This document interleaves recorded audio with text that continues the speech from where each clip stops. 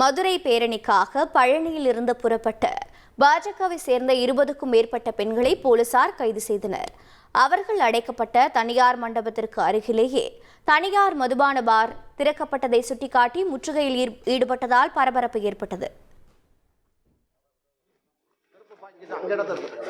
இதே அடைச்சு வச்சக்கூடிய மண்டபம். இந்த இன்ஸ்பெக்டர் உட்கார்ந்திருக்காரு பாருங்க. காம்பவுண்ட்ல பாருங்க 100 போலீஸ் உட்கார்ந்திருக்காங்க.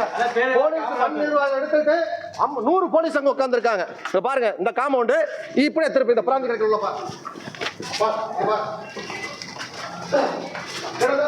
காலையில மணி என்ன 9 மணிக்கு நடக்குதா வழக்கம் போல 24 மணி நேரம் பார் செயல்படும். மணி என்ன லைவ்ல போடு.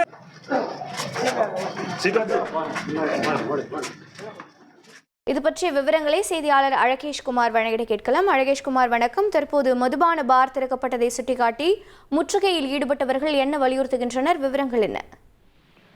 சென்னை அண்ணா பல்கலைக்கழகத்தில் மாணவிக்கு நடந்த கொடுமைக்கு பாஜக சார்பில் மதுரையில் நீதி பேரணி நடக்க திட்டமிட்டனர். இந்த நிலையில் பழனியிலிருந்து சுமார் 20க்கும் மேற்பட்ட பாஜக மகளிர் அணியினர் மதுரை செல்ல திட்டமிட்டனர்.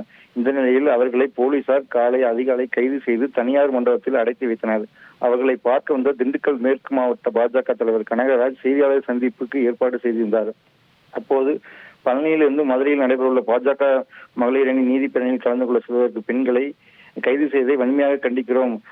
ஜனநாயக முறையில் போராட முயலும் பாஜகவினரை முடக்குவதாக தவறானது என்று கூறினார். மேலும் மகளிர் அணி அடைத்து வைத்திருக்கிற மண்டபத்தின் அருகிலேயே சுமார் 50க்கும் மேற்பட்ட போலீசார் அவர்களை தப்பிவிடாமல் பாதுகாப்பு பணியில் ஈடுபட்டுள்ளனர் என்றும், ஆனால் திருமண மண்டபத்தை ஒட்டிய 24 மணி நேரமும் மதுபான கூடங்கள் செயல்பட்டு வருவதை போலீசார் கண்டுகொள்ளவில்லை எனவும், மகளிர் அணியை அடைத்து வைத்துள்ள இந்த நேரத்தில் மதுபான கூடம் 9 மணி அளவிலே செயல்பட்டு வருகிறது என்றும் பாஜக மாவட்ட தலைவர் மற்றும் நிர்வாகிகள் அந்த பாருக்குள் சென்றபோது அங்கிருந்த பணியாளர்கள் அவசரமாக ஓடினர். மேலும் அப்போது 24 மணி நேரமும் மதுபானம் விற்பனையாவதை கண்டு காவல்துறையினர் கண்டுகொள்ளவில்லை எனவும், பெண்களுக்கு நீதி கேட்டு போராட்டத்திற்கு அவர்களை தீவிரவாதி போல அவர்களை அடைத்து வைத்துள்ளனர் என்றும் கூறியுள்ளார். மேலும் இது குறித்த சம்பவம் குறித்து பாஜக மாநில தலைவர் அண்ணாமலை தனது எக்ஸ் பதிவில் இந்த சம்பவம் வன்மையாக கண்டிக்கத்தக்கது எனவும், அந்த மகளிர் அணிகளை விடுவிக்கவில்லை என்றால் தமிழகம் முழுவதும் போராட்டம் தீவிரப்படுத்தப்படும் எனவும் கூறியுள்ளார். செய்திகளை உடனுக்குடன் தெரிந்து கொள்ள உடனே சப்ஸ்கிரைப் பண்ணுங்க.